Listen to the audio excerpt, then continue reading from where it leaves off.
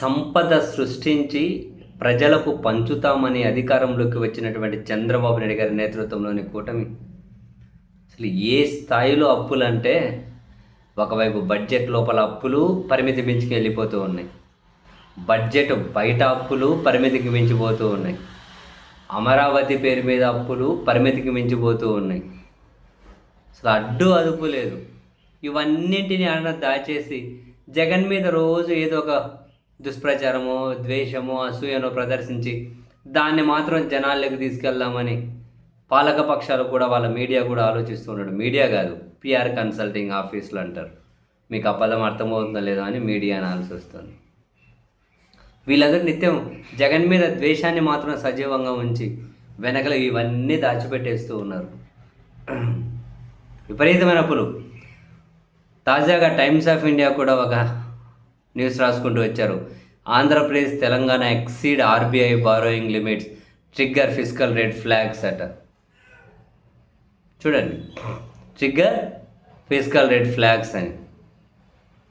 Andhra Pradesh borrowing calendar pegged its requirement అంటే వీళ్ళు ఎంతైతే అప్పు చేద్దామని చెప్పి అనుకున్నారో దానికి మించి చాలా ఎక్కువ చేసేస్తున్నారు అని. అండ్ తెలంగాణ కూడా అంట. Both Andhra Pradesh and Telangana have emerged among the country's most aggressive borrowings in 2025. 2025 సంవత్సరంలో విపరీతంగా అప్పులు చేసిన రాష్ట్రాలు ఆంధ్రప్రదేశ్, తెలంగాణ. సరేలే, ఒకప్పుడు కలిసి ఉన్నోళ్ళు కదా, ఏదైనా కలిసికట్టుగా చేద్దాం అనుకున్నారేమో. ఇద్దరు పోటీపడి అప్పులు చేస్తున్నారట. The scale of deviation has raised concerns among economists about the long-term financial stress building in the two states. ఇప్పుడు వీళ్ళు చేసుకుంటున్న అప్పులు భవిష్యత్తులో రాష్ట్రాన్ని ఎలాంటి పరిస్థితులకు నెట్టేస్తాయో అని ఆర్థికవేత్తలు కూడా ఆందోళన చెందుతూ ఉన్నారని చెప్పి టైమ్స్ ఆఫ్ ఇండియా రాసుకుంటూ వచ్చు. ఎవరు ఆందోళన వ్యక్తం చేస్తే ఉంది, మనకు అధికారం కావాలి తాత్కాలికంగా, రాష్ట్రం ఎక్కడికన్నా పోనీయండి. ఎంత దారుణమైన అప్పులు.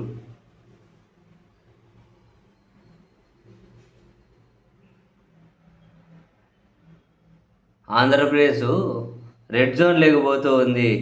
2025లో ఆంధ్రప్రదేశ్, తెలంగాణ విపరీతమైన అప్పులు అట. దేశంలో ఎవరూ పోటీ పడలేరని అప్పులు చేశారట.